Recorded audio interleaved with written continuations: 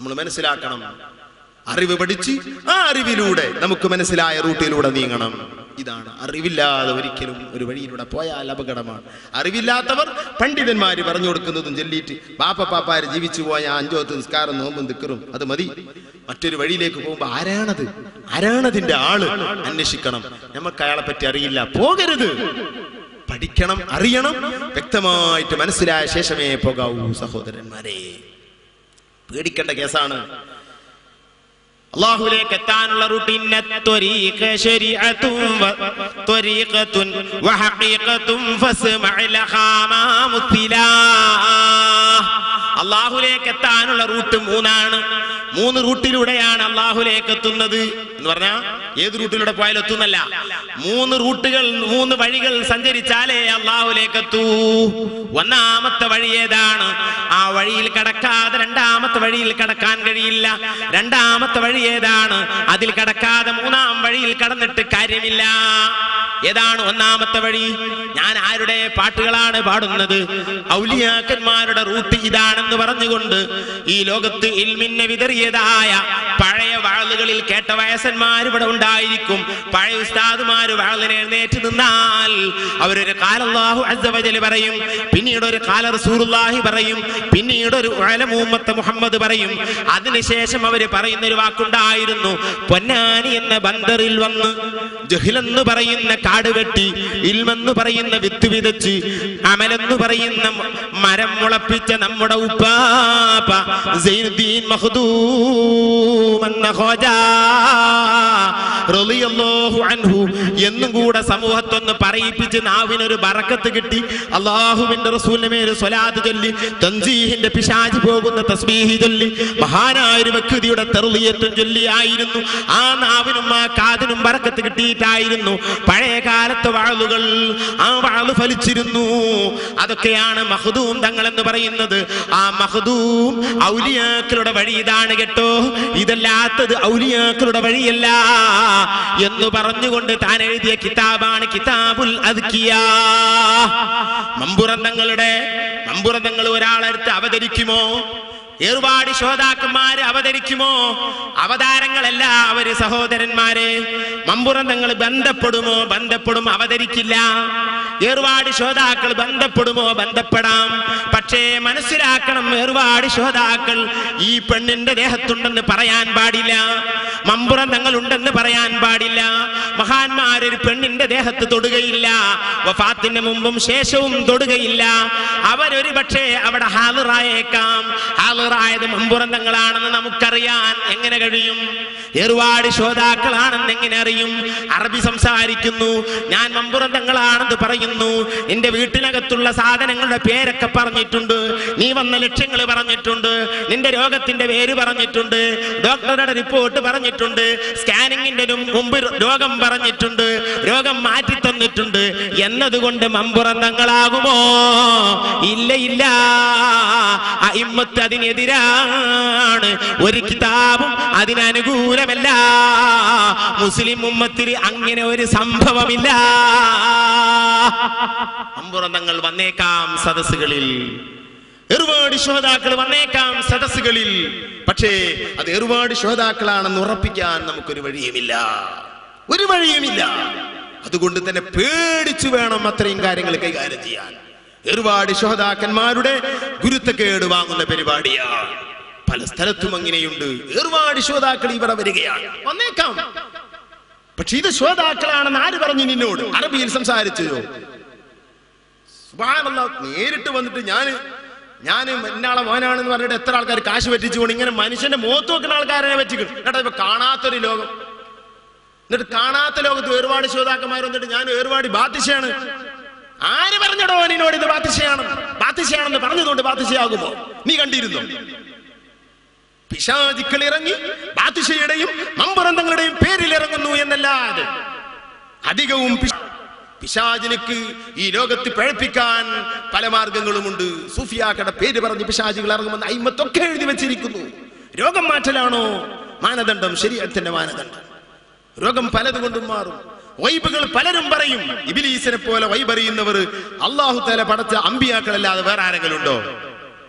ഇബ്ലീസ് എന്തെല്ലാം പറയും? ഇബ്ലീസിന്റെ മക്കളല്ലേ പിശാച്. അവന് വന്നു ഏതെങ്കിലുമൊക്കെ പറയുന്നത് വിശ്വസിക്കുകയോ? ആ പടിയിലേക്ക് കയറിയാൽ ഈമാൻ നഷ്ടപ്പെട്ടു പോകും. സൂക്ഷിക്കണം സഹോദരന്മാരെ. കണ്ട കള്ളന്മാരുടെ കൂടെ നാം പോകുന്നത് സൂക്ഷിക്കണം. നാം സൂക്ഷിക്കണം. ശരീഅത്തനുസരിച്ച് ജീവിക്കുന്ന ഒരു സ്ത്രീ, വളരെ ചിട്ടയിൽ ജീവിച്ച ഒരു സ്ത്രീ, ശരീഅത്ത് പഠിച്ചതായ ഒരു സഹോദരൻ, അവൻ ദീൻ അറിയുന്നവനാണ്. അല്ല, പഠിച്ചിട്ടില്ല, അല്ലാഹു അയാൾക്കെല്ലാം കൊടുത്തിട്ടുണ്ട്, എന്നാലും മതി. അങ്ങനെ ഓതി പഠിച്ച ആളാകണമെന്നൊന്നും നമുക്ക് നിയമല്ലേ. ഖളിർ അലൈഹിസ്സലാം അല്ല, എത്രയോ അമ്പിയാക്കൾ അവരാരെ കയ്യിൽ നിന്ന് ഓതി പഠിച്ചവരല്ല. എല്ലാവരും അല്ല, ചില നബിമാർക്കൊക്കെ അള്ളാഹു നേരിട്ട് വഹി കൊടുത്തതാണ്. ചില ഔലിയാക്കൾ അങ്ങനെയുണ്ട്, ഓതി പഠിച്ചിട്ടില്ല, ഒരു കിതാബും അവർ ഓതിയിട്ടില്ല. അലിയുൽ ഖവ്വാസ് റളിയല്ലാഹു അൻഹു, അബ്ദുൽ അസീസ് ദബ്ബാഗ് റളിയല്ലാഹു അൻഹു. പക്ഷേ ഒരു 1400 വർഷമായി ഈ ഉമ്മത്തിന് ഇവിടെ തുടക്കം കുറിച്ചിട്ട്, മുസ്ലിം ഉമ്മത്തിന്, റസൂലുള്ളാഹിന്റെ ഉമ്മത്തിന്. ഈ 1400 വർഷങ്ങളുടെ ആയിട്ട് എന്റെ ഈ 10 വിരലിൽ എണ്ണാൻ മാത്രം ഒരു വലിയനെ, ഇങ്ങനെയുള്ള ഒരു വലിയനെ പറയാൻ കഴിയില്ല. 10-ൽ താഴെയുള്ളൂ സഹോദരന്മാരെ, 10-ൽ താഴെയുള്ളൂ സഹോദരന്മാരെ. നമ്മൾ മനസ്സിലാക്കണം, വളരെ ഗൗരവത്തിൽ മനസ്സിലാക്കണം. അലിയുൽ ഖവ്വാസ്, അബ്ദുൽ അസീസ് ദബ്ബാഗ്, ഇങ്ങനെ എണ്ണിയാൽ 10-ൽ താഴെ ഔലിയാക്കളെ എങ്ങനെയുള്ളൂ കിതാബ് ഓതി പഠിക്കാതെ വലിയായവർ. നമ്മൾ മനസ്സിലാക്കണം, വളരെ ഗൗരവമുള്ളതാണ്. ഓതി പഠിക്കണമെന്നൊന്നുമില്ല, പക്ഷെ അയാൾക്ക് ദീൻ അറിയണം. മഹാനായ ഇമാം ഖുശൈരി തങ്ങൾ ഹിജ്റ 400-ന്റെ മുമ്പ് എഴുതിയ ഗ്രന്ഥമാണ്. 1000 വർഷമായി പോയി റിസാലത്തുൽ ഖുശൈരിയ. അതിന്റെ തുടക്കത്തിൽ മഹാനവകൾ പറയുന്നു, ഇത് ഞാൻ സൂഫി ലോകത്തിന്റെ നാനാഭാഗത്തുമുള്ള മുസ്ലിമീങ്ങൾക്ക് എഴുതുന്ന ഒരു ലെറ്ററാണ്. അതുകൊണ്ട് റിസാല എന്ന് പറഞ്ഞ ലെറ്റർ എന്നാണ്. ആ ഗ്രന്ഥം അറിയുന്ന ഉസ്താദുമാർ ഈ സദസ്സിലും ഈ സ്റ്റേജിലുമുണ്ട്, അത് അവരൊക്കെ കയ്യിലുമുണ്ട്. അത് നോക്കിയവരായിരിക്കും അവർ. അത് റിസാല നോക്കാത്ത ഒരു മൊയ്‌ലീരാവും തോന്നുന്നില്ല. കരിങ്കപ്പാറ ഉസ്താദിന്റെ വീട്ടിൽ റിസാലയ്ക്ക് വിശാലമായ ഒരു വിശദീകരണമുണ്ട്. നതായിജുൽ അഫ്കാർ, എവിടെയും കിട്ടുകയില്ല ആ വിശദീകരണം. ഉസ്താദുമാരൊക്കെ അത് കയ്യിൽ കൊണ്ടു നടക്കുന്നവരായിരുന്നു. ശാലിയാത്തിയുടെ റിസാല വലിയ വിശാലമായി ശറഹ് എഴുതിയതാണ്. കൈപ്പറ്റ ഉസ്താദിന്റെ റിസാല വിശാലമായി ശറഹ് എഴുതിയ കിതാബാണ്. അതിനവര് വലിയ ബഹുമാനം കൽപ്പിച്ച കിതാബാണ്. ആ കിതാബിൽ പറയുന്നു, വെറുതെ അങ്ങട്ട് ഒരാൾക്ക് അല്ലാഹു സുബ്ഹാനഹു വ തആലയുടെ ആളാണ്, ഞാൻ വലിയാണ്, ഞാൻ അറിവുള്ളവനാണ്, ഞാൻ മുറബ്ബിയായ ശൈഖാണ്, തരീഖത്തുകാരനാണ് എന്ന് പറഞ്ഞിട്ടൊരാൾ വന്നാൽ അവനോട് ബാബു ത്വഹാറത്ത് മുതൽക്ക് ഈ തുഖിന്റെ ബാബു വരെ ചോദ്യം ചെയ്യണേ. അതിന്റെ മുഴുവൻ മസലകളും അവൻ പറയണം. പറയാൻ കഴിയില്ലെങ്കിൽ അവൻ ശൈഖല്ല. ഓൻ ഓതി പഠിച്ചോണമെന്നില്ല, പഠിച്ചോ അറിവ് വേണം. അഖബത്തുൽ ഇൽം, അറിവിനെ പറ്റൂ. അറിവ് ഓതി പഠിച്ചോണമെന്നില്ല, അള്ളാഹ് അങ്ങോട്ട് കൊടുത്ത് ഒരു സെക്കൻഡോട് കൊടുത്താൽ മതി.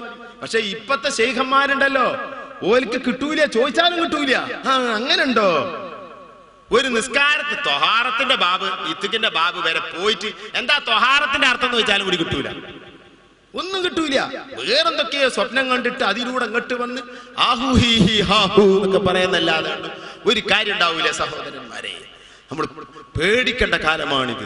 അറിവില്ല, അഖബത്തുൽ ഇൽമ്, ഇൽമിന്റെ കടമ്പ കടക്കാതെ തസവുഫിലേക്ക് എത്തുകയില്ല. 7 കടമ്പകളിൽ ഫസ്റ്റ് കടമ്പ ദുർഘടം പിടിച്ച വഴി എന്നാണ് മലയിലെ അഖബ എന്ന് പറഞ്ഞാൽ.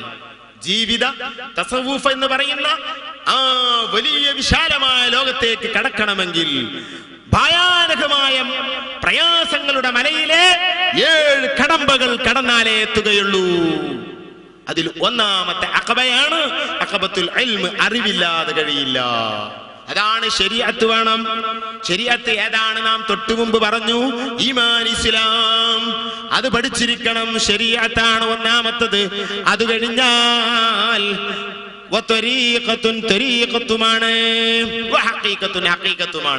ശരീഅത്തിൽ നിന്ന് പൂർണ്ണമായി ശരീഅത്ത് ഉൾക്കൊണ്ടവൻക്ക് ത്വരീഖത്തുള്ളൂ, ത്വരീഖത്ത് ഉൾക്കൊണ്ടവൻക്ക് ഹഖീഖത്തുള്ളൂ. ഇങ്ങനെയാണ് അയിമ്മത്ത് പഠിപ്പിച്ചത്. അദ്കിയയിൽ അങ്ങനെയാണ് പറഞ്ഞത്. അദ്കിയയിൽ പറഞ്ഞു, ഫശരീഅത്തുൻ അഖ്ദും ബിദീനിൽ ഖാലിഖി വഖിയാമുഹു ബിൽ അംരി വന്നഹി ഇൻജലാ. ശരീഅത്ത് എന്ന് പറഞ്ഞാൽ എന്താണ്? അഖ്ദും ബിദീനിൽ ഖാലിഖി, അല്ലാഹു തആല പഠിപ്പിച്ച നിയമങ്ങൾ, കൽപ്പനകൾ മുഴുവനും എടുക്കുക, വിരോധനകൾ മുഴുവനും ത്യജിക്കുക. ഇതാണ് ശരീഅത്ത്. തരീഖത്തല്ല ഇത്, ശരീഅത്ത്. ത്വരീഖത്തോ അതിലേറെ കർക്കശമായതാണ്. وطريقة نخذ بأحوة كالورع وعزيمة كرياضة متبتلة.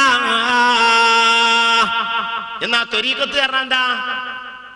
ശരീഅത്ത് എന്ന് പറഞ്ഞാൽ, ഉദാഹരണമായി പറഞ്ഞാൽ, ഇവിടെ ഉള്ള ഏതോ ആജമാരാണെന്ന് അറിയില്ല, അബൂബക്കർ ഹാജി എന്നൊരു ഒരാളിനെ നോക്കുക. ഇവിടെ ഉണ്ടാ? ഇല്ലല്ല, അൽഹംദുലില്ലാഹ് കഴിച്ചില്ലായി. അല്ല, ചിലയിടത്ത് വേറെ ഞാൻ തന്നെ പറഞ്ഞു വിട്ടിരിക്കണം. അവന്റെ അടുത്ത് തന്നെ ഒരു അബൂബക്കർ ഹാജിന്റെ പേരും കൂടി കുടുങ്ങി. ആരാ പറഞ്ഞു കൊടുത്താൽ? അപ്പൊ അബൂബക്കർ ഹാജിന്റെ വീട്ടില് ഭക്ഷണം ഉണ്ട്. എനിക്ക് വലിയൊരു വയറ് പറഞ്ഞിട്ട് അവിടെ ചോറ്. ആചാര്യക്ക് എന്താ പരിപാടി? ആചാര്യക്ക് ഇറക്കടൊന്നുമില്ല, കുറച്ചൊക്കെ മൂപ്പരിങ്ങനെ അവിടെ കച്ചവടമുണ്ട്, ഇവിടെ കച്ചവടമുണ്ട്. പിന്നെ മൂപ്പർക്ക് ഒരു ചെറിയ ബാങ്ക് ഉണ്ട്. ഒരു ബാങ്ക് മൂപ്പര കട അതിന്റെ ആ കെട്ടിടത്തിന്റെ മുകളിൽ നടക്കുന്നുണ്ട്. അതിന്റെ വരുമാനം ഉണ്ട്.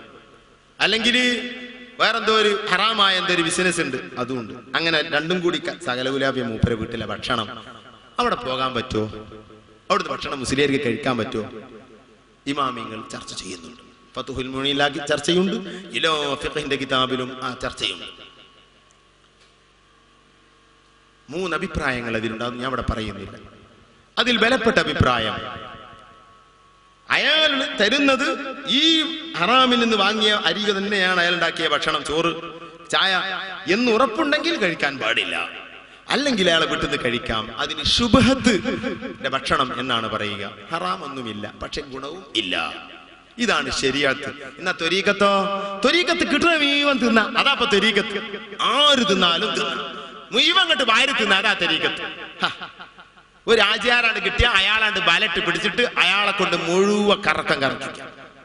സുബ്ഹാനല്ലാഹ്, ഇതല്ല ത്വരീഖത്ത്.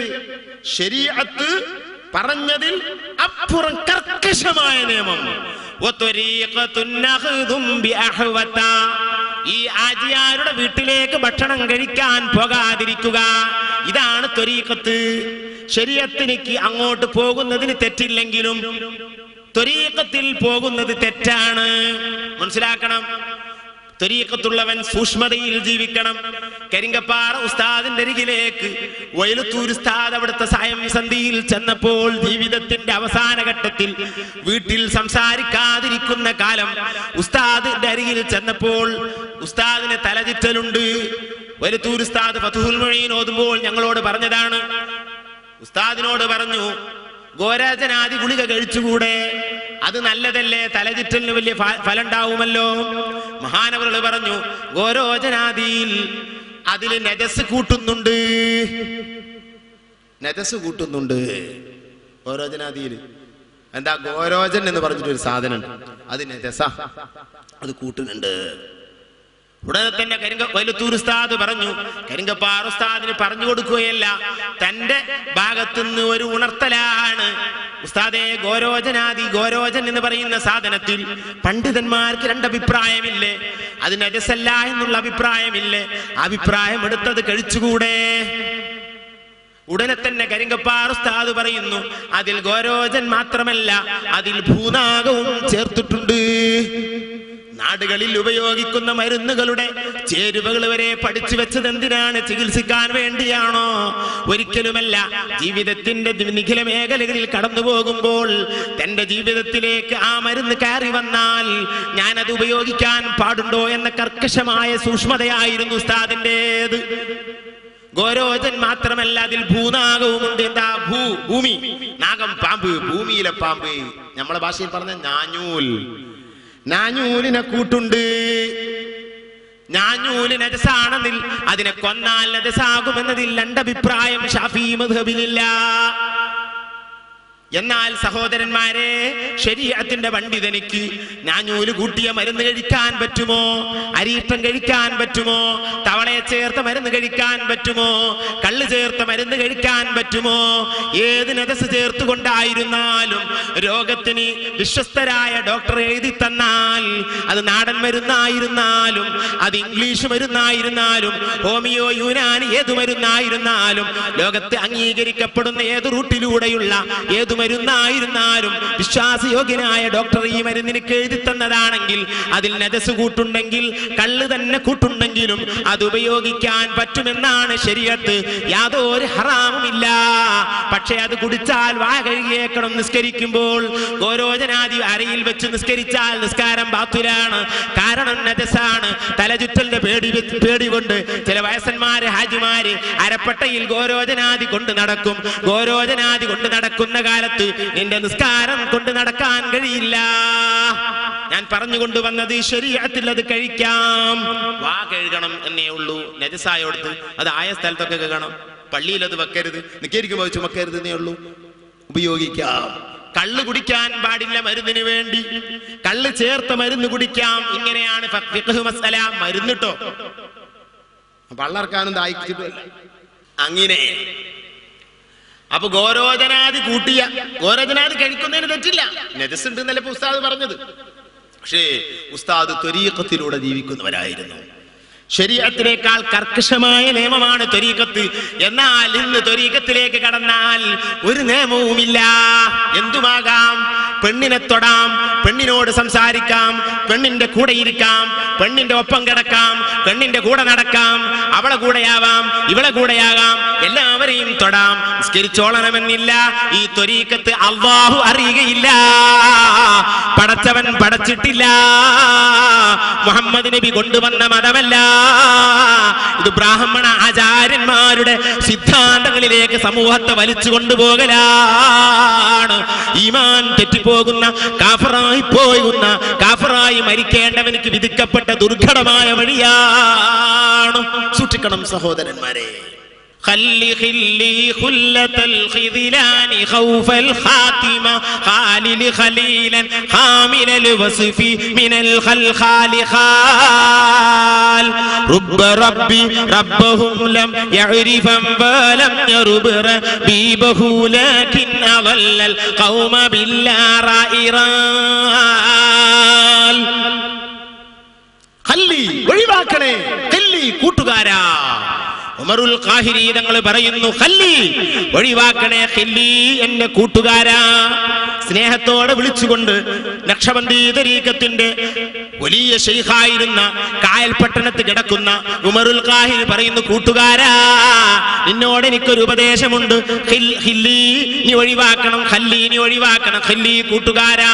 ഖുല്ലത്തുൽ ഖിദ്ലാൻ നിനക്ക് റബ്ബ് തആലയെ തൊട്ട് അകന്നു പോകുന്ന, റബ്ബ് തആല തൗഫീഖിനെ ഇല്ലാതെയാക്കുന്ന, ഉദവികേടിൽ നീ എഴുതി പോയി വീഴുന്ന ആ ബന്ധം, ആ ശൈഖിനെ നീ ഒഴിവാക്കണം.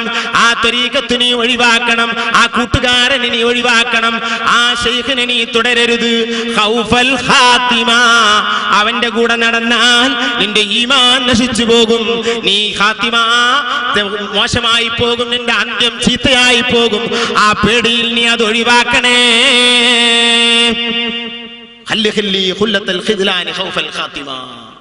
ശരീഅത്തില്ലാതെ നടക്കുന്നവന്റെ കൂടെ കൂടിയാൽ ഈമാൻ തെറ്റിപ്പോകും സഹോദരന്മാരെ.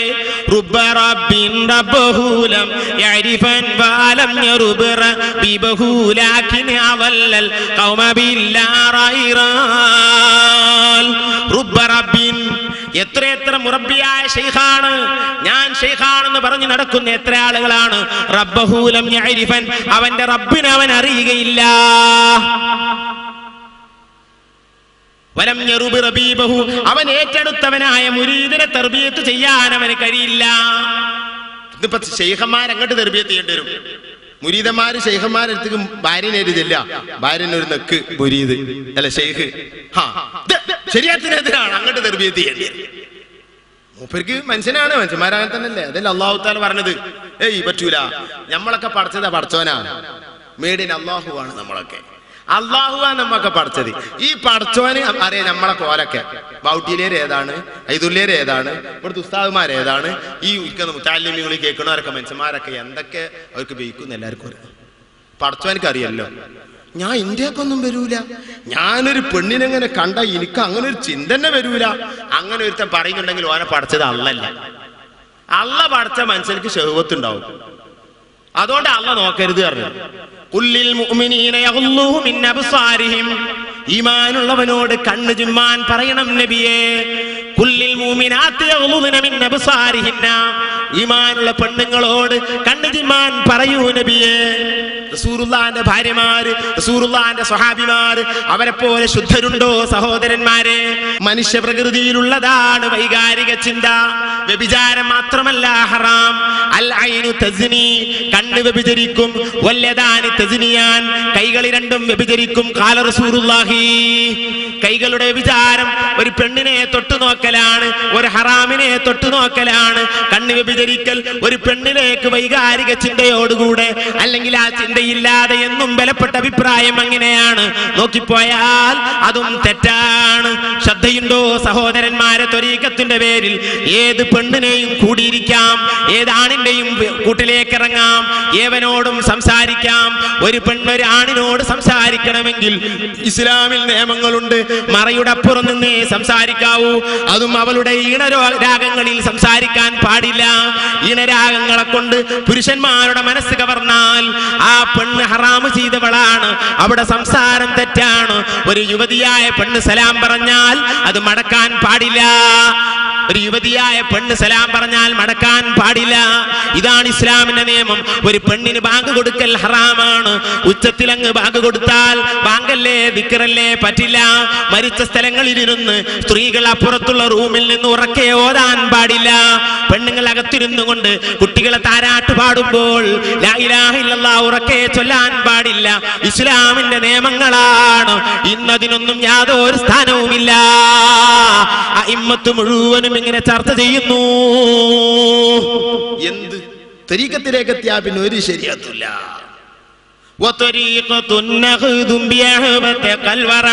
സൂക്ഷ്മതയിലുള്ള ജീവിതം, ഇതാണ് ത്വരീഖത്ത്.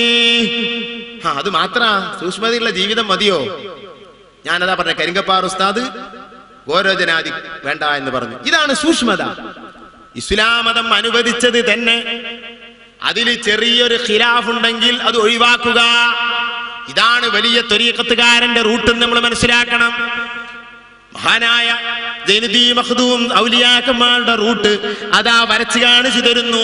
ത്വരീഖത്ത് സൂക്ഷ്മതയുള്ള ജീവിതം മാത്രം പോരാ, അസീമത്തുമാണ് ത്വരീഖത്ത്. എന്താ അസീമത്ത് എന്ന് പറഞ്ഞാൽ? കർക്കശമായ തീരുമാനങ്ങൾ. നമുക്കാർക്കെങ്കിലും കയ്യോ കർക്കശമായ തീരുമാനം? എന്താ കർക്കശമായ തീരുമാനം? കള്ളു കുടിക്കൂല എന്നങ്ങ് ഉറപ്പ്. അൽഹംദുലില്ലാഹ്, അള്ളാഹുവിന്റെ തൗഫീഖ് കൊണ്ട് നമുക്ക് കഴിയും. ഞാനും നമ്മളാരും ഇതുവരെ കുടിച്ചിട്ടില്ല. അള്ളാഹു തആല കാത്തു രക്ഷിക്കട്ടെ. കള്ളു കുടിക്കുന്നവർക്ക് തീനത്തുൽ ഖബാല കുടിച്ചേ പറ്റൂ. തഫജ്ജറ മിൻ ഫർജിൽ ലദീ കാന തഫ്ജുറു, വ്യഭിചരിക്കുന്ന ഗുഹ്യങ്ങളിൽ ഒലിച്ചിറങ്ങുന്നതായ ചീഞ്ചലം നരകത്തിൽ നിന്ന് കുടിക്കേണ്ടി വരും കള്ളു കുടിക്കുന്നവർ. ആ തീരുമാനം നമുക്ക് കഴിയും. അതല്ല കർക്കശമായ തീരുമാനം. അത് ശരീഅത്തോടുകൂടെ കഴിഞ്ഞു. കൽപ്പിച്ചതെടുക്കുക, വിരോധിച്ചതൊഴിക്കുക, അതാണ് ശരീഅത്ത്. കള്ളുകുടി അതിൽപ്പെട്ടു, വിരോധിച്ചതാണ്. അതല്ല ത്വരീഖത്ത്. വഅസീമത്ത്, കർക്കശമായ തീരുമാനങ്ങൾ. എന്താ കർക്കശമായ തീരുമാനം? ഞാൻ പകലിൽ ഒരു നേരമേ ഭക്ഷണം കഴിക്കുകയുള്ളൂ. ഇമാം നവവി തങ്ങൾ 24 മണിക്കൂറിൽ ഒരു പത്രി മാത്രമേ കഴിച്ചിരുന്നുള്ളൂ. ജീലാനി തങ്ങൾ ഒരു വർഷത്തിൽ ഒരു പച്ചവെള്ളം കുടിക്കാതെ ഒരു വർഷം മുഴുവനും ജീവിച്ചു. ബഹുമാനപ്പെട്ട മടവൂര് തങ്ങൾ വിദ്യാർത്ഥി കാലത്ത് ബാക്കിയാത്തിൽ പഠിക്കുമ്പോൾ ഒരു ഗ്ലാസ് പാല് മാത്രം കുടിച്ച് ഒരു ദിവസം അങ്ങനെ ഒരു വർഷം മുഴുവനും ജീവിച്ചു. ഇങ്ങനെ ജീവൻ കിടക്കാനുള്ള ഭക്ഷണം കഴിയുമോ? വിശക്കില്ലേ? ഞാൻ 10 കൊല്ലത്തിന് ഉറങ്ങുകയില്ല. ഇതൊക്കെയാണ് കർക്കശമായ തീരുമാനം. 10 കൊല്ലത്തിന് ഉറങ്ങൂല, 5 കൊല്ലത്തിന് സംസാരിക്കുകയില്ല. മടവൂരിന്റെ തീരുമാനം. 5 വർഷം സംസാരിച്ചിട്ടില്ല. പലരും ചെന്നു സലാം വർത്താനം പറഞ്ഞു, മിണ്ടിയില്ല, ഒന്നിനും മറുപടി പറഞ്ഞില്ല, അവിടെ ഇരുന്നു ഇബാദത്തിന് മാത്രം. ഇതാണ് അസീമ. ഇതാണ് അസീമ. ആർക്ക് കഴിയും അതിന്? ഇവനാണോ ത്വരീഖത്ത്? ആർക്ക് കഴിയും സഹോദരന്മാരെ? നമ്മളെ ത്വരീഖത്ത് ഇപ്പൊ എങ്ങനെ? എല്ലാരും കൂടി എന്നിട്ട് കുറച്ച് റാത്തിബാണ്ട് ചെല്ലും, എന്നിട്ട് ബിരിയാണി വെച്ചിട്ടാണ് പിരിയും. അർത്ഥപദ തെറ്റല്ല, ബിരിയാണി ഹലാലാണ്, ഒരു കുറ്റമില്ല. റാത്തീബ് സുന്നത്തുമാണ്, അതും കുറ്റമല്ല. അതല്ല പറയുന്നത്. അത് ത്വരീഖത്തല്ല, അത് ത്വരീഖത്താണെന്ന് പറയരുത്. ത്വരീഖത്തുമായി ഒരു ബന്ധവുമില്ലത്. അതൊരു ദിക്റാണ്. ഭക്ഷണം കൊടുക്കൽ നല്ല കാര്യമാണ്. ത്വരീഖത്തിന്റെ പേര് പറയരുത്. ത്വരീഖത്താണ്, ഷെയ്ഖാണ്, ദിക്ർ വെറുതെ. അതും പിഴച്ചവരുടെ കൂടെ ആയാൽ അതിന് ഫലവുമില്ല, നഷ്ടവുമാണ്. ഇത്രയേ ഉള്ളൂ. ഞാൻ പറഞ്ഞത് വളരെ കർക്കശമായ ജീവിതം. 40ഓളം കൊല്ലം ഇശാ തൊഴുതാവൂലോടെ സുബഹി തൊഴുതോവർ 40 ചുറ്റി നടന്നോവർ ഇരിയൻ നായകൾക്ക് തരയിരുന്നോവർ 40 കൊല്ലം ചുറ്റി നടന്നു. 40 കൊല്ലത്തോളം ഇശാ നിസ്കരിച്ച ഉളുവോടുകൂടെ സുബഹി നിസ്കരിച്ചു. പതിനാവുകൾ മുഴുവനും ഇബാദത്ത്. മഹാനായ അബൂ ഹനീഫത്തുൽ കൂഫി ഈ ത്വരീഖത്തിന്റെ ജീവിതക്കാരനായിരുന്നു. എത്രയോ സാലിഹീങ്ങൾ, ആയിരക്കണക്കിന് മഹാന്മാർ ഉറങ്ങാതെ ഇബാദത്തിൽ കഴിഞ്ഞുകൂടിയവരുണ്ട്. അജബൽ ലിൽ മുഹിബ്ബി കൈഫ യനാമു കുല്ലു നൗ മിന്നൽ മുഹിബ്ബി ഹറാമു. ഉറങ്ങാതെ നടന്ന മൈമൂനത്തുൽ മിസ്രിയ, നഫീസത്തുൽ മിസ്രിയ ഉദിപകേലിലൊക്കെയും നൽ നോമ്പതും പൂടിത്തേ ഉറങ്ങിടാതെ രാവിൽ നിണ്ട് തൊഴുതിടും സാദത്തെ. നഫീസത്തുൽ മിസ്രിയ ത്വരീഖത്തുകാരിയാണ്, മഹദിയാണ്. മഹദി അവറുകളെ നമ്മൾ സിയാറത്ത് ചെയ്തിട്ടുണ്ട് ഈജിപ്തിൽ. എന്താണ് അവിടുത്തെ മഹത്വം! അവരുടെ ചരിത്രത്തിൽ മാത്രം 5-10 ഗ്രന്ഥങ്ങൾ തന്നെ രചിക്കപ്പെട്ടിട്ടുണ്ട്. ആ മഹദിയുടെ ത്വരീഖത്തുകാരിയാണ്. അഖബത്തുൽ ഇൽമാണ് ആദ്യം ആ മഹദി പഠിച്ചത്. ആദ്യം അറിവാ. മതിവരാജ്ഞാനം പലതും ന്യായമാൽ പാടിച്ചേ മനിയായ ബാക്കിയോനിൽ പ്രിയമാലാടുത്തേ. മതിവരാ ആഗ്രഹം തീരാത്ത രൂപത്തിൽ മതിവരാജ്ഞാനം പലതും ശരീഅത്തിന്റെ എല്ലാ ഇൽമുകളെയും മദ്ഹബിന്റെ ഇൽമുകളെയും മഹദിയായ നഫീസ പഠിച്ചു. അങ്ങനെ മാനിയായ ബാക്കിയോനിൽ പ്രിയമാലാടുത്തേ.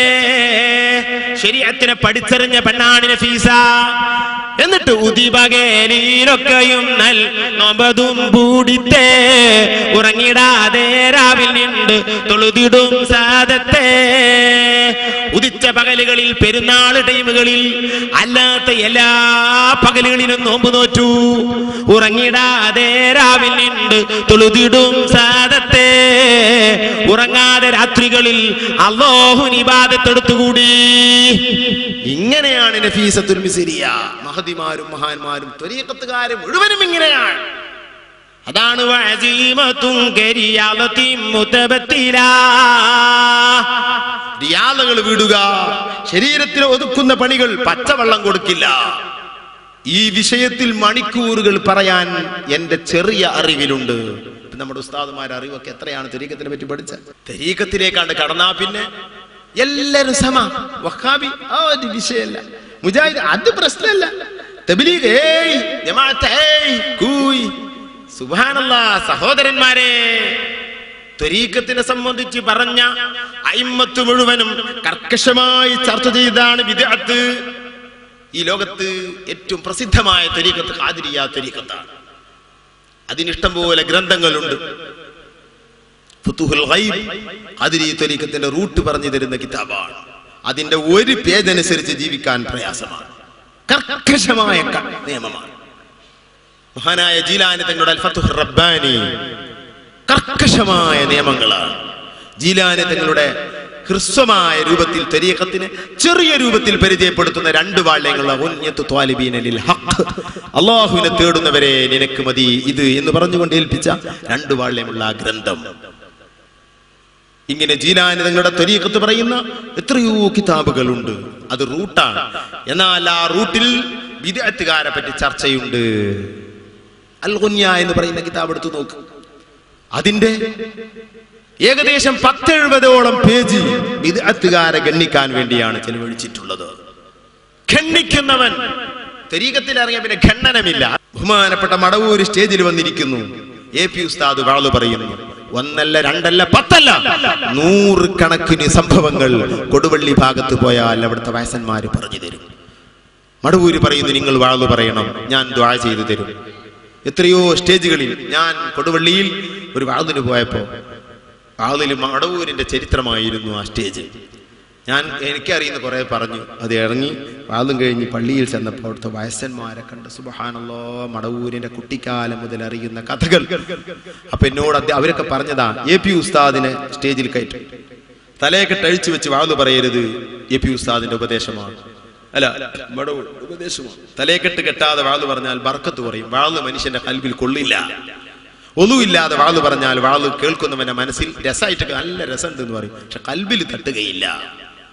ബിസ്മി ചൊല്ലാതെ വാതു പറയരുത്, ഒന്നു ഇല്ലാതെ വാതു പറയരുത്, ഇഖ്ലാസോട് കൂടെ അല്ലാതെ വാതു പറയരുത്. കുറെ അങ്ങ് നന്നായി പറഞ്ഞതുകൊണ്ട് ഇസ്തിരിട്ടങ്ങ് പറഞ്ഞാൽ ശ്രോതാക്കൾക്ക് സന്തോഷം തോന്നും, പക്ഷേ ഒരാള് പോലും അതുകൊണ്ട് അമൽ ചെയ്യില്ല. ഒരാളെ മനസ്സിൽ പേടി കിടക്കുകയില്ല, ഒരാളെ മനസ്സിൽ സ്നേഹം വരികയില്ല. നബിയോടുള്ള സ്നേഹം പ്രസംഗിച്ചാൽ സ്നേഹം വരില്ല, അല്ലാഹുവിന്റെ ദീനിന്റെ പേടി പറഞ്ഞാൽ പേടി വരില്ല. ഇത് വാളിന്റെ ചിട്ടകൾ പാലിക്കാത്തുകൊണ്ട് സംഭവിച്ചു പോകും. വേറെ കാലത്താണ് സംഭവിച്ചു പോകും. ആ ചിട്ടയിൽ വാള് പറയുന്നവൻ പരിഗണിക്കേണ്ട ഒന്നാണ് തലയെക്കെട്ട്. AP ഉസ്താദിന് തല ആകെ ചൂടായിട്ട് പല തലയെക്കെട്ട് അഴിച്ചു വെച്ചപ്പോ പറഞ്ഞതാ, തലയെക്കെട്ട് കെട്ടിയിട്ട് വാള് പറയുക. ഉസ്താദ് തലയെക്കെട്ട് അഴിച്ചിട്ട് വാള് പറയാറില്ല. ഉസ്താദിന്റെ ഓരോ നീക്കവും മടവൂരിന്റെ ഭാഗത്തു നിന്നുള്ള ഇഷാറത്തുകളും സൂചനകളുമാണ്. ഇന്നും അങ്ങനെയാണ് സഹോദരന്മാർ. ബഹുമാനപ്പെട്ട മടവൂരിന്റെ ജനാസ AP ഉസ്താദ് അടങ്ങുന്നവരാണ് കൊണ്ടുപോകുന്നത്. വഫാത്താകുമ്പോൾ അവിടുത്തെ മുരീദന്മാരൊക്കെ ആ നാട്ടിലുണ്ട്. ഞാൻ മടവൂരിന്റെ ചെറിയൊരു മുഹിബ്ബാണ് ഈ ഉള്ളവൻ. പലപ്പോഴായി ജീവിതകാലത്ത് ബന്ധപ്പെട്ടിട്ടുണ്ട്. വഫാത്താകുമ്പോൾ ഞാനുമുണ്ട് ഷെയ്ഖിന്റെ പള്ളിയിൽ. ആ വെള്ളിയാഴ്ചയിൽ പലരുടെയും ചെവിയിൽ വിളിച്ചിട്ട് പറഞ്ഞത്, എന്നോടൊരു സുഹൃത്ത് ഞാൻ മടവൂരിനെ സിയാറത്ത് ചെയ്യാൻ വേണ്ടി പോകുമ്പോൾ കരഞ്ഞുകൊണ്ട് പറഞ്ഞു, വഫാത്താകുന്നത് ഏകദേശം 4:30 മണിക്ക് സുബഹിക്കാണ്. ആ ടൈമിൽ മഹാനായ മടവൂരിന്റെ ശബ്ദം ഒരു പ്രത്യേക ശബ്ദമാണ്. കേട്ടവർക്ക് അതിനോട് തുല്യമായ ശബ്ദം പറയാൻ കഴിയില്ല. മടവൂര് ചെവിയിൽ സംസാരിക്കുന്നു, പെട്ടെന്ന് ശുദ്ധി ചെയ്ത് പെട്ടെന്ന് വരിക. മടവൂരില്ല, ചെവിയിൽ സംസാരിക്കുകയാണ്. ഇത് ഒരാൾക്കല്ല അനുഭവം. എന്നോടിത് പറഞ്ഞവർ 3 ചെറുപ്പക്കാർ പറഞ്ഞു. ഞങ്ങൾക്കൊക്കെ അന്ന് അനുഭവിച്ചു. ഞാൻ എൻ്റെ ഭാര്യയും കൂടെ കുളിക്കാൻ വേണ്ടി കിണറിന്റെ അരികിലേക്ക് പോകുമ്പോൾ എൻ്റെ ചെവിയിൽ മടവൂരി വിളിച്ചു പറയുന്നു, കുളിച്ച് ശുദ്ധിയായി പെട്ടെന്ന് വരിക, പെട്ടെന്ന് വരിക. ഇന്നിങ്ങനെ പലരുടെ ചെവിയിലും സംസാരിച്ചു. ആ ടൈമിൽ മടവൂര് വഫാത്താവുകയായിരുന്നു. സുബ്ഹാനല്ലാഹ്, അല്ലാഹുവിന്റെ മദദ് കൊണ്ട് നമ്മളെ നന്നാക്കട്ടെ. ആ ജനാസ സുബ്ഹിയുടെ ശേഷമാണ് ആ വീട്ടിൽ നിന്ന് കൊണ്ടുപോകുന്നത് മടവൂരിലേക്ക്. മർക്കസിന്റെ മുമ്പിൽ മറവ് ചെയ്യാൻ താല്പര്യമുണ്ട്. AP ഉസ്താദിനുണ്ട്. മടവൂരിന് താല്പര്യമില്ലാത്തത് കൊണ്ടല്ല, പക്ഷേ അതിന്റെ മുമ്പിൽ മടവൂര് വന്ന് കിടന്നാൽ അവിടെ കിടക്കേണ്ടവന് സ്ഥാനം ഇല്ലാതെയായി പോകും. അതുകൊണ്ട് മാത്രമാണ് മടവൂര് അവിടെ കിടക്കാതെ പോയത്. അവിടെ ഒരാളെ കിടക്കാൻ അള്ളാഹു തീരുമാനിച്ചിട്ടുണ്ട്. അള്ളാഹു ഉസ്താദിന് ആഫിയത്തുള്ള ദീർഘായുസ് നൽകുമാറാകട്ടെ. അപ്പോ മടവൂരിന്റെ ജനാസ കൊണ്ടുപോകുമ്പോൾ ആംബുലൻസ് ഇല്ല, കിട്ടാനില്ല. ഉസ്താദൊക്കെ ബന്ധപ്പെട്ട് മറ്റൊരു വണ്ടി തയ്യാറാക്കി വൃത്തിയാക്കി അതിന്റെ പിന്നിൽ വെച്ച് വണ്ടി കൊണ്ടുപോയി മർക്കസിന്റെ ആ കവാടത്തിന്റെ അടുത്തെത്തുമ്പോൾ തനിയെ വണ്ടി നിന്നുപോയി. മടവൂര് നിന്നു. 5 മിനിറ്റിന് ശേഷമേ വണ്ടി ചാട്ടായുള്ളൂ. ചാട്ടാക്കി വണ്ടിയുമായി മടവൂരിലേക്ക് നീങ്ങി. ആ മടവൂര് ഇന്നും എന്നും എപ്പോഴും എല്ലാ ടൈമിലും ഉസ്താദിനെ നിയന്ത്രിച്ചു കൊണ്ടിരിക്കുന്നു. എത്ര സംഭവങ്ങൾ, ആശ്ചര്യപ്പെടുന്ന സംഭവങ്ങൾ ഈ സാസിനോട് പറയാനുണ്ട്. പക്ഷേ ഈ വേദി അതല്ല, അതുകൊണ്ട് ഞാൻ പറയുന്നില്ല. സുബ്ഹാനല്ലാഹ്, അവരൊക്കെ വലിയ വലിയ ആളുകളാണ്. അവരൊക്കെ വലിയ വലിയ ആളുകളാണ്. ബിദ്അത്തിന്റെ എതിരിൽ സംസാരിക്കുക അവരുടെ പണിയായിരുന്നു. വഹാബിക്ക് ഖണ്ഡനം നടത്താൻ വേണ്ടി പ്രോത്സാഹിപ്പിക്കുക പണിയായിരുന്നു. കരിങ്കപ്പാറ ഉസ്താദിന്റെ എത്രയോ സംഭവങ്ങളിൽ വഹാബിക്ക് ഖണ്ഡനം നടത്താൻ വേണ്ടി പ്രോത്സാഹിപ്പിച്ചതും പ്രവർത്തിച്ചതും കാണാം. അത്താണിക്കലിൽ പതി അബ്ദുൽ ഖാദർ മുസ്ലിയാർ അലവി മൗലവിയുടെ അബ്ദുള്ള മൗലവി കൂട്ടായി അബ്ദുള്ള മൗലവിക്കെതിരിൽ കൂട്ടായിയാന്ന് തോന്നുന്നു, കൂട്ടായി അബ്ദുള്ള മൗലവി എതിരിൽ ഖണ്ഡനം നടത്താൻ വേണ്ടി പതി അബ്ദുൽ ഖാദർ മുസ്ലിയാർ കൊണ്ടുവരാൻ പ്രവർത്തിച്ചത് ബഹുമാനപ്പെട്ട കരിങ്കപ്പാറ ഉസ്താദാണ്. അതിന്റെ സംഭവം ഞാൻ ഇവിടെ പറയുന്നില്ല. ചേകനൂരിന്റെ എതിരിൽ പുത്തമ്പള്ളിയിൽ, പെരുമ്പടപ്പ് പുത്തമ്പള്ളിയിൽ ഖണ്ഡനം നടത്താൻ വേണ്ടി ഒരു ദിവസം മുഴുവനും പ്രസംഗിക്കുന്ന വ്യക്തിക്ക് വിഷയങ്ങൾ പഠിപ്പിച്ച് ഒരു ദിവസം മുഴുവൻ രേഖകൾ പഠിപ്പിച്ചു കൊടുത്ത് പ്രസംഗിപ്പിച്ചത് ബഹുമാനപ്പെട്ട കരിങ്ങപ്പാറ ഉസ്താദാണ്. അവർക്ക് പോയിരുന്ന ഉസ്താദ് തന്റെ കോളേജിലെ പള്ളിയിലും ജുമാ ഉണ്ടായിട്ട് അവിടെ പോകാതെ മഹല്ലത്തിലെ പള്ളിയിൽ പോയിരുന്ന ഉസ്താദ് അങ്ങോട്ട് ജുമാ നിർത്തി. എന്തുകൊണ്ട്? അവിടെ ജുമാക്ക് മുമ്പ് പ്രസംഗം തുടങ്ങിയത് കൊണ്ട്.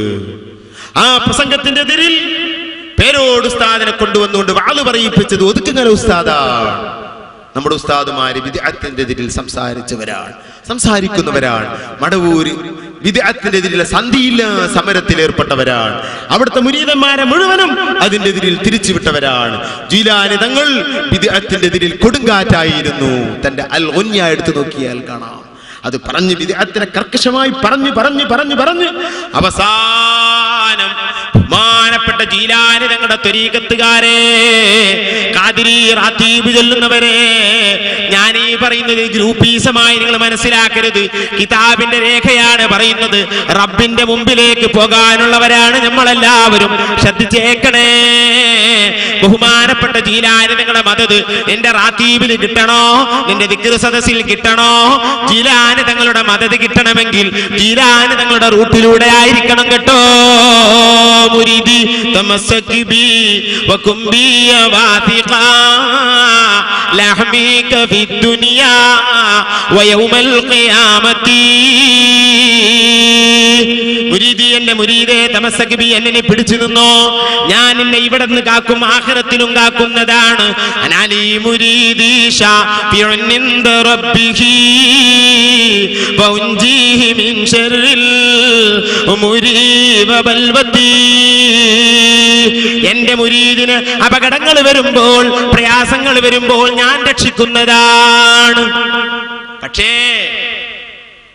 وكن يا مريدي حافظا ليهودنا لا حضور للميزان وقت الوقيعة. പക്ഷേ ഞാൻ നിന്റെ അരികിൽ വരണമെങ്കിൽ, എന്റെ മദദ് നിനക്ക് കിട്ടണമെങ്കിൽ, ആഖിറത്തിൽ എന്റെ ശഫാഅത്ത് നിനക്ക് തരാമെന്ന് പറഞ്ഞില്ലേ, അതിനൊക്കെ കടമയുണ്ട് കേട്ടോ. ഏ മുരീദേ, ഹാഫിദൽ ലിഉഹൂദിനാ, ഞാൻ നിന്നോട് ചില കരാറുകൾ പറയുന്നു, അതിന് കർക്കശമായി സൂക്ഷിക്കണം. എങ്കിൽ ഞാൻ നിന്നെ സഹായിക്കാം. ആഖിറത്തിൽ ജീലാനി തങ്ങളുടെ ആളാവാൻ, ഖാദിരി ത്വരീഖത്തുകാരാവാൻ, ഖാദിരി ത്വരീഖത്തിന്റെ റാത്തിബ് നടത്തിയതുകൊണ്ട് ഫലം ലഭിക്കാൻ, അവരുടെ മദദ് ലഭിക്കാൻ, ഔസുൽ ആലമിന്റെ അർവാഹിന്റെ ബന്ധമുണ്ടാകാൻ വലിയ നിയമങ്ങളുണ്ട്, കുറെ നിയമങ്ങളുണ്ട്. എന്റെ കടമ, എന്റെ ഉപദേശങ്ങൾ നീ സ്വീകരിച്ചിരിക്കണം. ഞാൻ ചില കരാറുകൾ പറയാം, അത് നീ സ്വീകരിച്ചിരിക്കണം. ആ കരാറിൽപ്പെട്ട ലാസ്റ്റ് കരാറ് ഉന്നത്തു ത്വാലിബീൻ എന്ന കിതാബിൽ ബിദ്അത്തുകാരെ മുഴുവനും ചർച്ച ചെയ്തിട്ട് അവസാനം പറയുന്നു, മോനെ മുഅ്മിനീങ്ങളെ, ഷാഫി മദ്ഹബുകാരനായിരുന്നാലും ഹംബലി, ഹനഫി, മാലിക്കി, 4 മദ്ഹബിലുള്ള എല്ലാവരും മുഅ്മിനാണല്ലോ. ഫഅലൽ മുഅ്മിനീങ്ങളുടെ മേൽ കടമയാണ്, നിർബന്ധമാണ്. മുഅ്മിനായ മതി, ഏത് മദ്ഹബുകാരനായാലും വേണ്ടിയില്ല. ഫഅലൽ മുഅ്മിനി ഇത്തിബാഉ അഹ്ലി സുന്നത്തി വൽ ജമാഅ, സുന്നത്ത് ജമാഅത്തിന്റെ വിശ്വാസം അനുസരിച്ച് ജീവിക്കണം. വഅല്ലാ യുകാസിറ അഹ്ലൽ ബിദ്അഇ, ബിദ്അത്തുകാർക്ക് പെരുപ്പം കാണിക്കാൻ പാടില്ല. എങ്ങനെ ബിദ്അത്തുകാർക്ക് പെരുപ്പം കാണിക്കല്? വഹാബിയുടെ പ്രസംഗം നടക്കുന്നു, അങ്ങാടിയിൽ പ്രസംഗം നടക്കുമ്പോൾ പിന്നിൽ നിന്ന് കേട്ടുകൊടുക്കുക. ഒരാളെങ്കിലും ആ സദസ്സിലെത്തിയില്ലേ, പെരുത്തുപോയി. അവന്റെ പ്രചരണ വേദികളിൽ പങ്കെടുക്കുക, അവരുടെ പരിപാടികളിൽ പങ്കെടുക്കുക, അവർക്ക് പെരുപ്പം കാണിച്ചു കൊടുക്കുക പാടില്ല. വല്ലാഹി സല്ലിമ അലൈഹിം, അവരെ മേൽ സലാം പറയരുത്.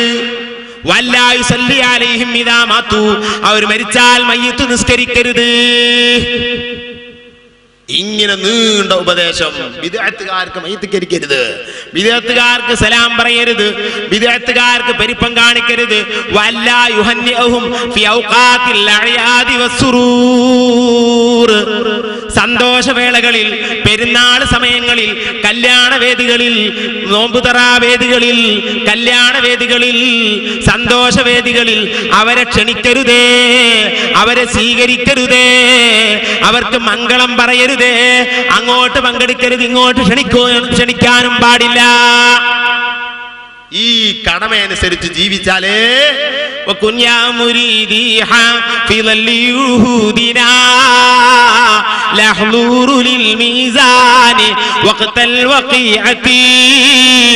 നിന്നോട് റബ്ബ് തആല ഹിസാബ് എടുക്കുമ്പോൾ ഞാൻ മീസാനിന്റെ അരികിൽ ഉണ്ടാകും കേട്ടോ. എനിക്ക് നിന്നെ രക്ഷിക്കാനുള്ള ഒരു പാകത നീ നഷ്ടപ്പെടുത്തരുത് കേട്ടോ. ഇത്രയും ഗുരുത്തക്കേടുകൾ ചെയ്ത് വഹാബിക്ക് സലാം പറഞ്ഞ്, വിദേഹത്തുകാരന് സലാം പറഞ്ഞ്, വിദേഹത്തുകാരന്റെ കല്യാണത്തിന് പോയി അവന്റെ കൂടെ പങ്കെടുത്ത് സകല ഗുലാവിയായി നടന്നിട്ട് മൊയ്തീൻ ശൈഖ് തങ്ങൾ എന്നെ രക്ഷിക്കും ആഖിറത്തിലെന്ന് നീ മനസ്സിലാക്കണ്ട. ഇന്ന് ത്വരീഖത്ത് കടന്നാ പിന്നെ എല്ലാ വിദ്യാർത്ഥും പ്രശ്നമില്ല. നബി സല്ലല്ലാഹു അലൈഹി വസല്ലം ഇമാം ഗസാലി തന്റെ അഖീദയെ സംബന്ധിച്ച് സംസാരിച്ച ഭാഗത്ത് കാണാം മിൻഹാജുൽ ആബിദീനിൽ. വലിയ കുറ്റമാണ് കുഫ്ർ. അല്ലാഹു തആല നമ്മളെ തൊട്ട് കാത്തുരക്ഷിക്കുമാറാകട്ടെ. ഒന്നാമത്തെ വൻകുറ്റം കുഫ്റാണ്. രണ്ടാമത്തേത് ഏതാ? ഈ സദസ്സിനോട് ചോദിച്ചാൽ, ഒരു മുസ്ലിമിനോട് ചോദിച്ചാൽ അവൻ പറയും കള്ള് കുടിക്കല്, വ്യഭിചരിക്കല്, അതുപോലുള്ള വൻകുറ്റങ്ങൾ വലിയ കുറ്റം തന്നെയാണ്. പക്ഷെ അതല്ല രണ്ടാമത്തെ സ്റ്റേജ്. രണ്ടാമത്തെ വൻകുറ്റം അൽ ബിദ്അത്തു, ബിദ്അത്താണ്. കള്ളത്വരീഖത്തുകാരനെ ഇനി പറയണ്ട. സുബ്ഹാനല്ലാഹ്. അദ്വൈതവാദങ്ങൾ കള്ളത്വരീഖത്തിന്റെ കാരന്റെ പിഴവ് വഹാബികളെക്കാൾ പിഴച്ചുപോയി. എന്തൊക്കെ വാദങ്ങൾ! ഇക്കാണതൊക്കെ അള്ളയാണെന്നാ ഒരു നൂരിശക്കാരൻ എന്നോട് സംസാരിച്ചു. പട്ടിക്കാട് അബ്ദുള്ള ഹാജി, അവരുടെ ഒരു മുരീദ് എന്നോട് പറഞ്ഞു, അബ്ദുള്ള ഹാജി താടിയുള്ള അള്ളാഹുവാണ്. എന്നോട് പറഞ്ഞതാ, താടിയുള്ള പടച്ചവനാണ്, താടി മീശയില്ല. അങ്ങനെ കൂട്ടി ഞാൻ പറഞ്ഞു കാഫറായി പോകും. അയാൾ പറഞ്ഞു കാഫറല്ല, എന്തായാലും വേണ്ടിയില്ല. സംഭവം അങ്ങനെ മുസ്ഫറാല്, പിന്നെ പറഞ്ഞിട്ട് കാര്യമില്ല. ഇയാൾ എന്നോട് പറഞ്ഞതാ, എന്റെ ചാലിയത്തെ റൂമെന്നാ അത് പറഞ്ഞത്. ഞാൻ അയാളെ പേരൊന്നും ഇവിടെ പറയുന്നില്ല. അന്ന് മുതൽ ഞാൻ അയാളായിട്ട് ബന്ധപ്പെട്ടിട്ടില്ല. അയാളെന്റെ അടുത്ത് വന്നിട്ടില്ല കേട്ടോ. സുബ്ഹാനല്ലാഹ്. ഇങ്ങനെ പിഴച്ചുപോയി ഈ ത്വരീഖത്തുകാർ. ചെമ്മാട് സുന്നിപ്പള്ളിയുടെ ഇപ്പുറത്ത് നിന്ന് ഒരു നൂരിഷ ക്ലാസ് നടക്കുന്നു, പ്രസംഗം നടക്കുന്നു. നൂരിഷയുടെ ഒരു ഖലീഫ, അയാൾ റസൂലുള്ളാഹിന്റെ കുടുംബത്തിൽപ്പെട്ട ആളാണെന്ന് പറയപ്പെടുന്നു. റസൂലുള്ളാഹിന്റെ കുടുംബങ്ങളെ കയ്യിൽ ബിദ്അത്ത് പറ്റിയാൽ, പിഴവ് പറ്റിയാൽ തിരുത്തി കൊടുക്കൽ ഈ ഉമ്മത്തിന് നിർബന്ധമാണെന്ന് ഈ ഉമ്മത്ത് മുഴുവനും പറഞ്ഞിട്ടുണ്ട്. അവരെ ആ വിഷയത്തിൽ തുടരാനും പാടില്ല. അയാൾ പ്രസംഗിക്കുകയാണ്, സമൂഹത്തോട് പറയുന്നു, ഞാൻ ആ സദസ്സിന്റെ പിന്നിലുണ്ട്. മമ്പുറം സലാത്ത് കഴിഞ്ഞ് ഞാൻ അപ്പുറത്ത് നിന്ന് കേൾക്കുകയാണ്. വ്യാഴാഴ്ചയിൽ അയാൾ ചോദിക്കുന്നു, തെങ്ങ്, കവിങ്ങ്, കവുങ്ങ്, കവുങ്ങ് എനിക്ക് അതിന്റെ ഭാഷ ഒന്നും അറിഞ്ഞൂടാ, പ്ലാവ്, ഇങ്ങനെ ഓരോ മരങ്ങളുടെ പേര് പറഞ്ഞു. സമൂഹമേ, നിങ്ങളുടെ മനസ്സിൽ വല്ലതും വരുന്നുണ്ടോ? എല്ലാവരും വല്ലതും വന്നോ? ആചാര്യ വല്ലതും വന്നോ? അപ്പൊ വന്ന് തെങ്ങ് എന്ന് പറയുമ്പോ നീണ്ടിട്ട് ഇങ്ങനെ പോയിട്ട് പിന്നൊരു തലമ്പ് ഇങ്ങനെ വന്ന്, കവുങ്ങ് പറഞ്ഞാൽ പിന്നെ വണ്ണല്ലാതെ നീണ്ടിട്ടാണ് പോയിട്ട് പിന്നൊരു ഇങ്ങനെ, പ്ലാവ് പറഞ്ഞാൽ കുറച്ചാണ് പോയിട്ട് പിന്നെ ഇങ്ങനെ പിന്നെങ്ങനെ അങ്ങനെ ഇങ്ങനെ ഹി ഹു അങ്ങനെ ഒക്കെ വന്ന് ഇങ്ങനെ വന്ന്. ഇതൊക്കെ അയാൾ പറഞ്ഞിട്ട് പറയാ, അല്ലാ വല്ലതും മനസ്സിൽ വന്നോ? ഒന്നും എന്താ ഒരാള് ആരെങ്കിലും പഠിച്ചവനെ കണ്ടുക്കണോ? പഠിച്ചവനെ കണ്ടുക്കണോ? ഇല്ല, വന്നിട്ടില്ല. സദസ്സേ നിങ്ങൾക്ക് വന്നോ ചോദിക്കുകയാണ്. ഇല്ല. അല്ലോ. എന്നാൽ സമൂഹമേ, അല്ലോ എന്ന് പറയുമ്പോൾ നമ്മുടെ മനസ്സിൽ വരാൻ, അള്ളാഹു വരാൻ വേണ്ടിയാണ് ഞങ്ങൾ ത്വരീഖത്ത് പ്രചരിപ്പിക്കുന്നത്. കിടക്കട അവിടെ. ദീനിന്റെ എതിരുള്ള പ്രയോഗമാണ് ആ പറഞ്ഞത്. അല്ലാഹു അറിയാത്ത ദീനാണ് നീ പറഞ്ഞത്. അല്ലാഹ് എന്ന് പറയുമ്പോൾ മനസ്സിന്റെ ഉള്ളിൽ ഒരു വ്യക്തി വരണമെത്രേ. സുബ്ഹാനല്ലാഹ്. അയിമ്മത്ത് മുഴുവനും പറഞ്ഞതിന്റെ എതിര് ഒരു വലിയ ജീവി തടിച്ചു കൊഴുത്തിട്ട് ആകാശം മുട്ടുന്ന രൂപത്തിൽ ഒരു ഭീകര ജന്തു എന്നിട്ട് വരണോ അല്ലാഹു. സുബ്ഹാനല്ലാഹ്. ലൈസ കമിസ്ലിഹി ശൈഉൻ, നീ നിന്റെ മനസ്സിൽ ഏത് രൂപം കൊണ്ടുവന്നാലും അത് പടച്ചവനല്ല. അങ്ങനെ മനസ്സിലാക്കിയവൻ കാഫിറാണ്. തർക്കമില്ല സഹോദരന്മാരെ. മുജസ്സിമത്ത് കാഫിറാണ്. അല്ലാഹുവിന് നമ്മെ പോലെ രൂപങ്ങളുണ്ടെന്ന് വിശ്വസിച്ചവൻ കാഫിറാണെന്നത് തർക്കമില്ല. സൂറത്തൻ യലീഖു ബിഹി ഇസ്മൻ യലീഖു ബിഹി എന്ന് പറഞ്ഞവരിൽ തർക്കമുണ്ട്. നമ്മെ പോലെ തടിയും രൂപവുമുണ്ട്, മനസ്സിലൊക്കെ വരാൻ പറ്റിയൊരു രൂപമുണ്ട് എന്ന് പറഞ്ഞവൻ ഇസ്ലാമിന്റെ പുറത്താണെന്നതിൽ തർക്കമില്ല. ജമ്മുൽ ജമാഅത്തിന്റെ വിശദീകരണത്തിൽ അല്ലാമ ബന്നാനി പറഞ്ഞതായി കാണാം. നമ്മൾ മനസ്സിലാക്കണം. ഇതാപ്പ നൂരിഷാ തരീഖത്ത് നമ്മൾ മനസ്സിലാക്കണം. നൂരിഷ തങ്ങൾ ഇതാണോ പ്രചരിപ്പിച്ചത് എനിക്കറിയില്ല. ഇയാളെ പ്രസംഗം ഞാൻ കേട്ടതാ, എനിക്കത്രേ അറിയാം. വഹാബിയാവനാണ് ഇതിലേറെ നല്ലത്. സുബ്ഹാനല്ലാഹ്, അല്ലാഹുവിലേക്ക് ജനങ്ങളെ കൊണ്ടുപോകാനുള്ള തരീഖത്തുകളാണല്ലോ മനുഷ്യന്റെ ഈമാൻ ഇങ്ങനെ പഴിപ്പിച്ചത്. റബ്ബേ, സ്വപ്നം കാണും. സ്വപ്നം കൊണ്ടൊരു കഥയപ്പോ തരീഖത്തിന്റെ മിനിമം പരിപാടി തരാം. നബിനെ കാട്ടിക്കൊടുക്കും. ചെറിയ സിമ്പിൾ കേസാ. റസൂൽ വരിക, സംസാരിക്കുക, ഓന്റെ ജീവന്റെ ആള്, എളുപ്പ. സുബ്ഹാനല്ലാഹ്, റസൂലുള്ളാഹി തങ്ങളെ കാണാൻ കുറച്ച് പണിയുണ്ട്. റസൂലുള്ളാഹി സ്വല്ലല്ലാഹു അലൈഹി വസല്ലം കണ്ടതുകൊണ്ട് തരീഖത്തിന്റെ ആണെന്ന് വിശ്വസിക്കാൻ കഴിയില്ല. ശരീഅത്തിന്റെ എതിര് പറയുന്നുണ്ടെങ്കിൽ ഒരിക്കലും തരീഖത്തിന്റെ ആളല്ല. എന്നാൽ ശരീഅത്തൊക്കെ പൂർണ്ണമാണ്. വടകര മുഹമ്മദ് ഹാജി തങ്ങളെ പോലെ, മടവൂരിനെ പോലെ, എപി ഉസ്താദിനെ പോലെ, കരിങ്കപ്പാർ ഉസ്താദിനെ പോലെ കഴിഞ്ഞ മഹാന്മാർക്ക്, ജീവിച്ചിരിക്കുന്ന മഹാന്മാർ, അവര് റസൂലുള്ളാഹിനെ കണ്ടു. അവരിലൂടെ നാം റസൂലുള്ളാഹിനെ കണ്ടു. അത് സത്യമായി വിശ്വസിക്കാം. അല്ലാഹു തആലാന്റെ ഔലിയാക്കൾ പല ദശയാണ്. ഞാൻ അതിലേക്ക് കടക്കുന്നില്ല. അതൊക്കെ വിഷയങ്ങളായി ഓരോ വിഷയങ്ങൾ ഓരോ ദിവസങ്ങൾ സംസാരിക്കേണ്ട വിഷയങ്ങളാണ്. നമ്മളൊരു പടയോട്ടം നടത്തുന്നു വിഷയങ്ങളിലൂടെ. ജീലാനി തങ്ങളെ മുമ്പിലേക്ക് എത്തി. ജീലാനി തങ്ങളെ മുമ്പിലെത്തിയപ്പോ ജീലാനി തങ്ങള് മരുന്ന് ഇവിടെ ഉണ്ടല്ലോ, മൂപ്പര് ഈ ഷർട്ട് ഇട്ടിക്കണ്. എന്നിട്ട് കാത്തിരിക്കാൻ വരണത്. ഇവൻ ചികിത്സക്ക് വരണേ കാത്തിരിക്ക. മോനെ, ഹദാ കഫനുൽ മൗത്ത്, ഹദാ കഫനുൽ മൗത്ത്, ഹദാ കഫനുൽ മൗത്ത്. ഇത് ഒരു മരിച്ച തടിയാണ്. ഈ തടിയെ പറ്റി നിനക്കറിയുമോ? കൊല്ലങ്ങളെ ചുറ്റി നടന്ന് റബ്ബിന്റെ ഇബാദത്തിലായിട്ട് മരത്തിയെടുത്ത ശരീരമാണ്. ഈ ശരീരത്തിൽ ഒരു ഷർട്ട് ഇട്ടത് ഒരു കഫൻ തുണിയോട് തുല്യമാണ്. അല്ലാ യുഹസ്സനു കഫനുൽ മൗത്ത്. ഈ കഫൻ തുണിയൊന്ന് നല്ലത് വാങ്ങിയപ്പോഴേക്കും നീ എന്റെ നേരെ തിരിഞ്ഞല്ലോ. എനിക്ക് മാപ്പ് തരണേ, എനിക്ക് നിങ്ങളെ അറിയില്ല. സാരില്ല, പൊരുത്തപ്പെട്ടു കൊടുത്തു. ആണി അങ്ങ് തെറിച്ചുപോയി. ഖലാഇദുൽ ജവാഹിർ ബി മനാഖിബ് ബിശൈഖ് അബ്ദുൽ ഖാദിർ ഇമാം, അതിന്റെ മുസന്നിഫിന്റെ പേര് ഞാൻ മറന്നുപോയി, ആ കിതാബിൽ കാണാം. അപ്പൊ നമ്മൾ മനസ്സിലാക്കണം, അതൊന്നും ഒരു വിഷയമല്ല. വലിയ വണ്ടികളിൽ സഞ്ചരിക്കുക, അതൊന്നും ഒരു വിഷയമായി കണക്കൂട്ടരുത്. അതൊക്കെ അല്ലാഹു തആല സന്ദർഭത്തിനനുസരിച്ച് ഓരോരുത്തർക്ക് കൊടുക്കണം. ഔലിയാക്കന്മാർ പല രൂപത്തിലും ഉണ്ടായിരിക്കും. നമുക്ക് അവരെ പറ്റിയൊന്നും അറിയില്ല.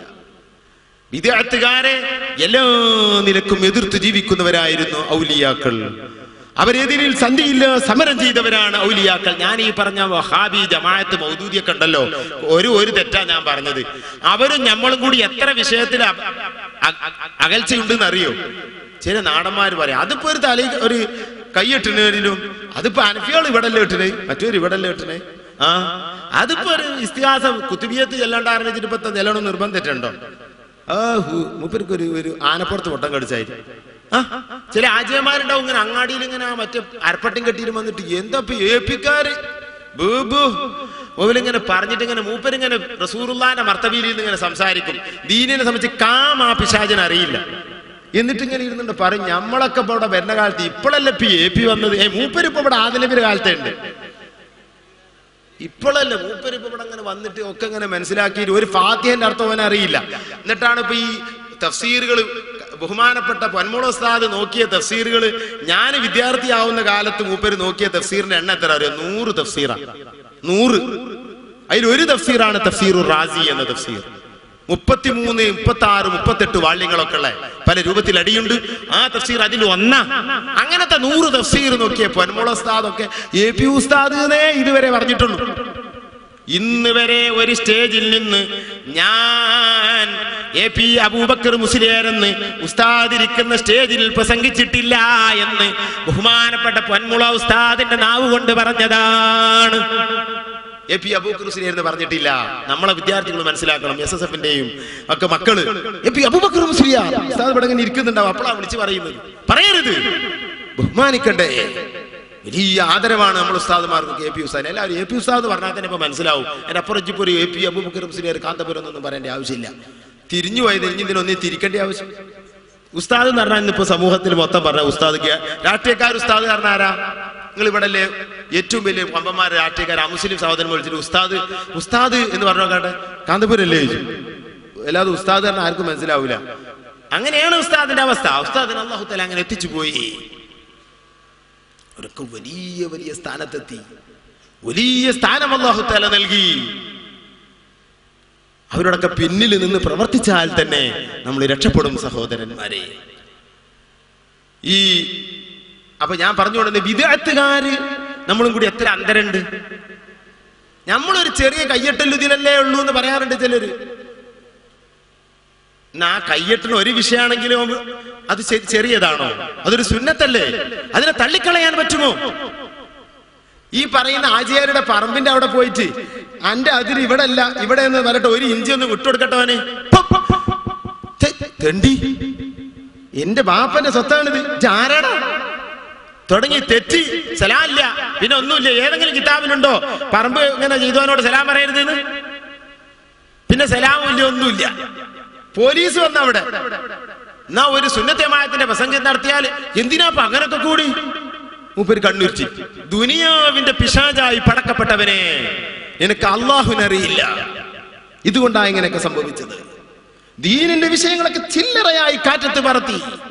നിന്റെ പറമ്പില് 1 ഏക്കർ ഭൂമിയുള്ള ഒരു മനുഷ്യന്റെ ഏതെങ്കിലും ഒരു ഭാഗത്ത് ഒരു ചാണ് മറ്റോനെങ്ങാനും അതിലൂടെ വണ്ടി കൊണ്ടുപോവുകയോ അല്ലെങ്കിൽ വഴിയുണ്ടാക്കുകയോ അല്ലെങ്കിൽ അവിടെ ഒരു മതിൽ കെട്ടുകയോ ചെയ്താൽ അളന്നോ, ചങ്ങലവലിക്കാരെ കൊണ്ടെന്ന് പോലീസുകാരെ കൊണ്ടെന്ന് അതാക്കി ഇതാക്കി കേസ് കൂടി.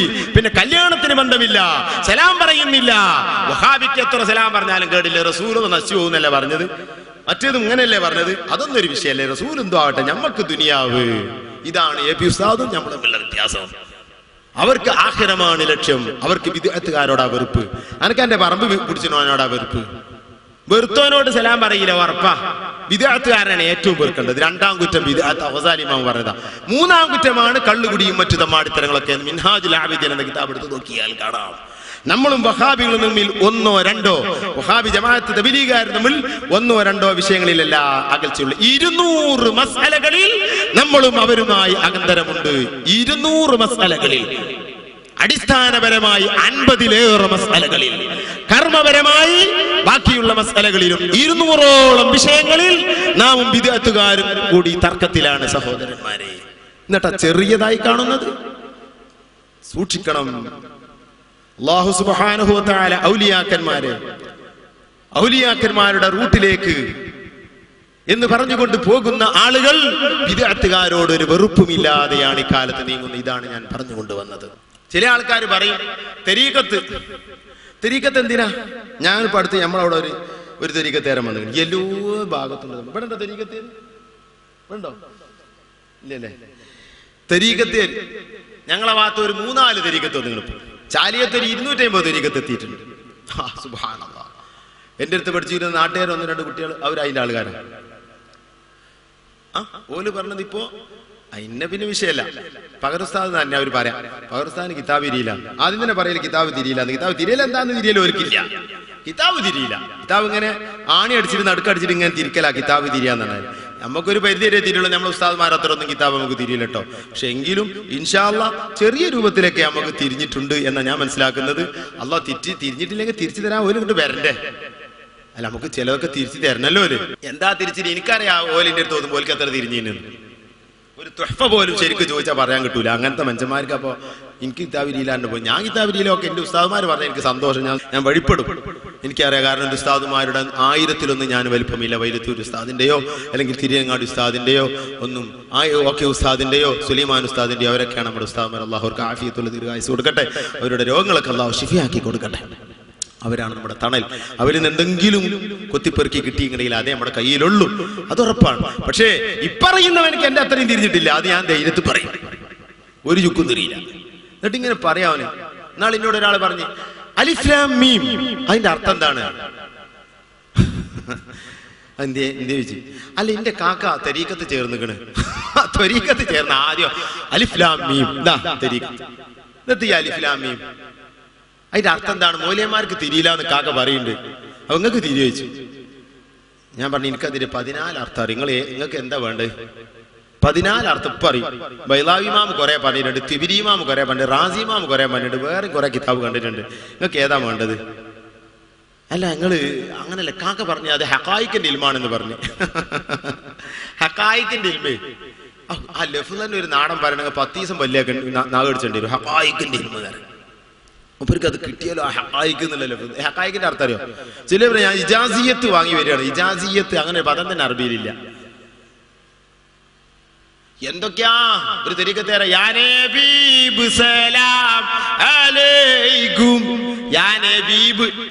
ഹബീബ് അപ്പുറം പേരുണ്ട്. അതിനൊപ്പിച്ചാ യാ നബീബ് ഇതാപ്പോ ഇലാ ഹദ്റത്തി ആദൻ നബി അലൈഹിസ്സലാം അങ്ങനെ പറഞ്ഞു ഒരു തരീക്കത്തേറെ. ഇലാ ഹദ്റത്തി ആദൻ നബി അങ്ങനെ ആളുണ്ടോ? ഇലാ ഹദ്റത്തി തന്നെ അത് അറബിയ. അപ്പൊ എന്താ ബാക്കിയുള്ളത് അറബിയാണ്? ഇത് സകല ഗുലാബി. ഇലാ ഹദ്റത്തി നബിയില്ലാഹി ആദം അലൈഹിസ്സലാം ഇങ്ങനെ പറ, നാളെ അറബിയാവുള്ളൂ. ഇലാ ഹദ്റത്തി ആദൻ നബി അലൈഹിസ്സലാം അത് അങ്ങനെ ഉണ്ടാവും. ഇലാ ഹദ്റത്തി ഇവിടെ മറപ്പെട്ട പാപ്പ, ഇലാ ഹദ്റത്തി അവിടെ മറപ്പെട്ട പാപ്പ. ഇതിന് ഇലാ ഹദ്റത്തി എന്റെ പെൺകുട്ടിയെ അറബി അറിയില്ല തരീക്കത്തേർക്ക്. അറബി അറിയില്ലെങ്കിൽ ഖുർആൻ അറിയില്ല, ഖുർആൻ അറിയില്ലെങ്കിൽ അത്രയും അറിയില്ല ഹദീസ്. രണ്ടും അറിയില്ല, ഒരു ചുക്കും അറിയില്ല, ഒരു ഇൽമും ഇല്ല. ഇൽമു അറിവില്ല എന്നും അറിവില്ല. ഇപ്പത്തെ ത്വരീക്കത്തിൽപ്പെട്ട കൊമ്പന്മാരാണ് ഞാൻ പറയുന്നത്. ഒരു ചുക്കും അറിയില്ല അഭിയന്മാരെ. ഒരു ഇബാറത്ത് ശരിക്കും ഹല്ല് ചെയ്യാൻ അവർക്ക് കഴിയില്ല. ത്വരീക്കിന്റെ കിതാബുകൾ അവർക്ക് അറിയില്ല. ത്വരീക്കിന്റെ കിതാബിന്റെ എണ്ണം അവർക്കറിയില്ല. അയിമത്ത് എഴുതി വെച്ചത് മുതാല ചെയ്യാൻ അവർക്ക് ഒഴിവില്ല. അവർ നേരിട്ട് വാങ്ങുകയാണ് അല്ലാഹുവിൽ നിന്ന്. സുബ്ഹാനല്ലാഹ്, നേരിട്ട് ഇങ്ങനെ വാങ്ങിയാൽ റസൂലുള്ളാഹി തങ്ങളിൽ നിന്ന് വാങ്ങിയതല്ലാതെ ശരീഅത്താവുകയില്ല എന്ന് അയിമത്ത് മുഴുവൻ പറഞ്ഞു. നേരിട്ട് വാങ്ങിയതാണ്. നേരിട്ടൊരു ഇൽമ ഇല്ല, നേരിട്ടൊരു ഇൽമ കൊടുക്കുന്ന പരിപാടിയില്ല. വിശുദ്ധ ഖുർആനെ അല്ലാഹു തുറന്നു പറഞ്ഞതാണ്. അല്ലാഹു തആല റസൂലിലൂടെയാണ് കിട്ടുക. മുഹമ്മദ് നബി തങ്ങളിലൂടെ അല്ലാതെ ഒരു ഇൽമും ഈ സമൂഹത്തിന് ലഭിക്കുകയില്ല. കിട്ടിയാൽ അത് ഇൽമാവുകയുമില്ല. തരീഖത്തുകാരത് ഞാൻ പറഞ്ഞിട്ട് അലിഫ് ലാം മീം എന്നുള്ള ഒരു അറിവ് ഞാൻ പറഞ്ഞ അലിഫ് ലാം മീം എന്നുള്ളത് ആദ്യത്തെ വാക്കാ. പിന്നെ ദാലിക്കൽ കിതാബു ലാ റൈബ് മുതൽക്ക് സൂറത്തു നാസ് വരെയുണ്ട്. അതിന്റെ ഒക്കെ അർത്ഥം പറയാൻ പറ. അറിയില്ല. ദാലിക്കൽ കിതാബിന്റെ അർത്ഥം അറിയില്ല. ലാ റൈബ ഫീന്റെ അർത്ഥം അറിയില്ല. ലാസ്റ്റ് വരെ ഒന്നും അറിയില്ല. വിശുദ്ധ ഖുർആനിൽ മുഹ്കമായി സമൂഹം പഠിച്ചിരിക്കേണ്ട ആയത്തുകളെ സംബന്ധിച്ച് ഒരു അറിവുമില്ല. മുതശാബിഹ് എന്ന് വിശുദ്ധ ഖുർആൻ വിശേഷിപ്പിച്ച ആയത്തുകളാണ് അലിഫ് ലാം മീം പോലുള്ള ആയത്തുകൾ. അതിനെ സംബന്ധിച്ച് അയിമത്ത് പറഞ്ഞതിലേക്കൊന്നും നോട്ടമില്ല. അവർക്ക് തോന്നിയതങ്ങ് പറയും. വിശുദ്ധ ഖുർആൻ ഈ ത്വരീഖത്തുകാരെ പറ്റി പറഞ്ഞിട്ടുണ്ട്. എന്താണ് അവർക്ക് പേര് പറഞ്ഞതെന്നറിയുമോ? വിശുദ്ധ ഖുർആനിൽ അല്ലാഹു തആല പറയുന്നു, അല്ലാഹു ഖുർആൻ ഇറക്കിയത് ഫീഹി ആയാത്തും മുഹ്കമാത്ത് ഹുന്ന ഉമ്മുൽ കിതാബ്. മുഹ്കമായ സമൂഹത്തിൽ വ്യക്തമായി പറഞ്ഞു കൊടുക്കപ്പെട്ട വിശദീകരിക്കപ്പെട്ട ആയത്തുകളുണ്ട്. ഹുന്ന ഉമ്മുൽ കിതാബ്. അതാണ് ഖുർആന്റെ മെയിൻ ലക്ഷ്യം. അതാണ് സമൂഹം അറിഞ്ഞിരിക്കേണ്ടത്. അതാണ് അവരുടെ മതത്തിന്റെ കാര്യങ്ങൾ സംസാരിക്കുന്നത്. അത് പഠിക്കേണ്ടതാണ്. അങ്ങനെയല്ലാത്ത അല്പം ആയത്തുകളുമുണ്ട്. അതിന്റെ പേര് മുതശാബിഹാത്ത് എന്നാണ്. എന്നിട്ട് അല്ലാഹു തആല അങ്ങ് സംസാരിച്ചിട്ട് അല്ലാഹു പറഞ്ഞു പോയിട്ട് കുറെ അങ്ങ് പറഞ്ഞിട്ട് പറയുന്നു, അല്ലദീന ഫീ ഖുലൂബിഹിം മറദുൻ യത്തബിഊന മാ തശാബഹ മിൻഹു ഇബ്തിഗാഅൽ ഫിത്ന വഇബ്തിഗാഅ തഅവീലിഹി വമാ യഅലമു തഅവീലഹു ഇല്ലല്ലാഹ്. ഹൃദയ രോഗമുള്ള കപടന്മാർ ഈ മുതശാബിഹാത്തുമായി നടക്കുന്നതാണ്. അതിന്റെ യഥാർത്ഥ അർത്ഥം അല്ലാഹുവിനല്ലാതെ അറിയില്ല. എന്നിട്ട് അതിന്റെ അർത്ഥം അറിയാൻ വേണ്ടി കപടന്മാർ ഇവിടെ നടക്കുന്നതാണ്. ഇതാണ് ഇപ്പത്തെ തരീഖത്തുകാരെ പറ്റി അല്ലാഹു പറഞ്ഞത്. ഈ മുതശാബിഹാത്തായ ആയത്ത് ഒക്കെ പിടിച്ച് അലിഫ് ലാം മീമിന്റെ അർത്ഥം അറിയുമോ? മറ്റീന്റെ അർത്ഥം അറിയോ? ഇത് പറഞ്ഞെടുക്ക. അതിന്റെ അപ്പുറം മുഹ്കമായ ആയത്തിനെ പറ്റി ചർച്ചയില്ല. സൂക്ഷിക്കണം സഹോദരന്മാരെ. എന്നിട്ട് ഞാൻ പറഞ്ഞത് താനാളൂർ ആ തരീഖത്തുകാരൻ പറഞ്ഞെന്താ അറിയോ? എന്റെ ഒരു സുഹൃത്ത് ഹജ്ജിന് പോകുമ്പോ അയാളോട് യാത്ര പറയാൻ പോയി. ഈ സുഹൃത്തിനോട് പറഞ്ഞതാ. ഞാൻ അവരുടെ പേരെന്നോട് പറഞ്ഞില്ല. പേര് അറിഞ്ഞാൽ ചിലപ്പോൾ ചിലപ്പോൾ പിടുത്തം കിട്ടും. സുഹൃത്തിനോട് പറഞ്ഞ എന്തിനാ പറ്റി ഹജ്ജിന് പോണത്? ഞാൻ ഇവരട്ട് പോയിക്കണില്ലേ, വാജിബും നിർബന്ധമൊക്കെ വീടിക്കണില്ലേ, ഇഞ്ഞടോ ഹജ്ജിനൊന്നും ഇപ്പൊ പോണ്ട, തരീഖത്തിൽ അമൽ ചെയ്യും. എന്നിട്ട് ത്വരീഖത്തിൽ അമൽ ചെയ്താൽ മൂപ്പര് പറഞ്ഞ കാര്യം ഓർത്ത് എനിക്ക് ചിരി വരുന്നു. ത്വരീഖത്തിൽ അമൽ ചെയ്താൽ നമ്മൾ പാറിയിട്ട് ഹറമിലെത്തും. പാറല പിന്നെ അടുത്ത പരിപാടി. പാറിയിട്ട് മക്കത്തെത്തിയിട്ട് ഹജ്ജ് ചെയ്യാം. അതാ ഞാൻ പരിപാടി. പാറ് ഇതാണിപ്പോ ത്വരീഖത്ത് കൊണ്ടുള്ള ലക്ഷ്യം. സുബ്ഹാനല്ലാഹ്, ത്വരീഖത്തിന്റെ ലക്ഷ്യം പാറലല്ല, പാറുകയും. എന്നിട്ട് കേൾക്കണം, ഇവനിപ്പോ ഈ ത്വരീഖത്തുകാരെ ഏകദേശം 4 കൊല്ലം അതിന് ചെല്ലി പാറി. എന്നിട്ട് താനാളൂരിൽ ജുമാഅത്ത് പള്ളിയിൽ ഒരു ദിവസം അദ്ദേഹത്തെ കാണാനില്ല. എന്നെ കാണുമ്പോ അസ്സലാമു അലൈക്കും ഒരു അടിക്കടിക്കലിന് ഉപരി മൂപ്പരെ കാണാതായപ്പോ ഞാൻ ചോദിച്ചറിഞ്ഞു ഫുലാന എവിടെ? അവനോട് ഒരാൾ പറഞ്ഞു കാലിന്റെ മുട്ടിന് വേദനയായിട്ട് സുഖമില്ലായിട്ട് ഉപ്പർ പരിയിരിക്കണം. താനാളൂർ പള്ളിക്കൊക്കെ 4 കൊല്ലം അമൽ ചെയ്തിട്ട് പാറാൻ പറ്റിയിട്ടില്ല മൂപ്പർക്ക്. മൂപ്പര് താനാളുകാരനാ. എന്നിട്ട് മൂപ്പർക്ക് കാലിന് മുട്ട് വേദന ആയപ്പോ അവിടെ കുടുങ്ങിയിരിക്കണം, പാറിയിട്ടില്ല. ആ റോട്ടുമ്പോ ഒന്ന് പാറിയിട്ട് ഒന്നും കണ്ട് വളി പറമ്പ് ഒന്ന് പാറിയാ പോരേനോ? പാറാൻ കാത്തുക്കാണല്ലോ, മക്കത്തേക്കും മദീനത്തേക്കും പോകാതെ. ഇതാണ് ഇപ്പൊ ത്വരീഖത്തിന്റെ ലക്ഷ്യം. ആശ്ചര്യങ്ങൾ കാട്ടാനുള്ള കഴിവുണ്ടാക്കുക, ആശ്ചര്യങ്ങൾ കാട്ടാൻ കഴിവുണ്ടാക്കുക. സുബ്ഹാനല്ലാഹ്, ത്വരീഖത്തിന്റെ ലക്ഷ്യം അതല്ല. ഷാദിലി ത്വരീഖത്തിന്റെ ആധികാരിക ഗ്രന്ഥമായ ഹിക്മയിൽ ഇക്കാര്യം പറയുന്നുണ്ട്. അതിന്റെ വിശദീകരണത്തിലെല്ലാം ശർഖാവി ഷാദിലി ഇതിനെ വിശദീകരിച്ച് പറയുന്നുണ്ട്. ത്വരീഖത്ത് കൊണ്ട് ഉദ്ദേശം കറാമത്തുകളല്ല. കറാമത്ത് ലക്ഷ്യം വെച്ചവന് അള്ളാഹുവിന്റെ ത്വരീഖിലല്ല. കറാമത്ത് ലക്ഷ്യം വെക്കല് അത് ഹവൻ നഫ്സാണ്, അത് ശരീര ഇച്ഛയാണ്. റസൂലുള്ളാഹിന്റെ അരികിൽ ഞങ്ങൾക്ക് പലപ്പോഴും എത്താൻ തൗഫീഖ് ചെയ്യണേ അല്ലാഹ്. റബ്ബായിന്റെ ദലാലിയത്ത് ജമാലിയത്ത് ബോധത്തോടുകൂടെ ഞങ്ങളെ പങ്കെടുപ്പിക്കണേ അല്ലാഹ്. പടച്ചവനെ മുസ്ദലിഫയിൽ മഹാന്മാരുമായി ബന്ധം നൽകണേ അല്ലാഹ്. ഇതിന്റെ കൂലി മുഴുവൻ റസൂലുള്ളാഹിന്റെ ഹദ്റത്തിലേക്ക് എത്തിക്കണേ അല്ലാഹ്. ഞങ്ങളെയും ഞങ്ങളുടെ സ്ഥാപനത്തെയും റസൂലുള്ളാഹിക്ക് പരിചയമുള്ള അവിടുത്തെ മദതുള്ള സ്നേഹമുള്ള സ്ഥാപനമാക്കണേ അല്ലാഹ്. ഇവിടെ നടക്കുന്ന ദിക്ർ റസൂലുള്ളാഹിന്റെ മദതുള്ള ദിക്റാക്കണേ അല്ലാഹ്. മടവൂരിന്റെ മദതുള്ള ദിക്റാക്കണേ അല്ലാഹ്. ദിക്റിൽ പങ്കെടുക്കുന്നവരിൽ ബറക്കത്ത് ചെയ്യണേ അല്ലാഹ്. ആ ദിക്റിന്റെ ശേഷം ചെയ്യുന്ന അതിൽ ചെയ്യുന്ന ദുആകളെ നീ സ്വീകരിക്കണേ അല്ലാഹ്. അതിലേക്ക് നേർച്ച ചെയ്യുന്നത് സ്വീകരിക്കണേ അല്ലാഹ്. ഫലം എന്ത് ഉദ്ദേശമായിരുന്നാലും ഫലം നൽകണേ അല്ലാഹ്.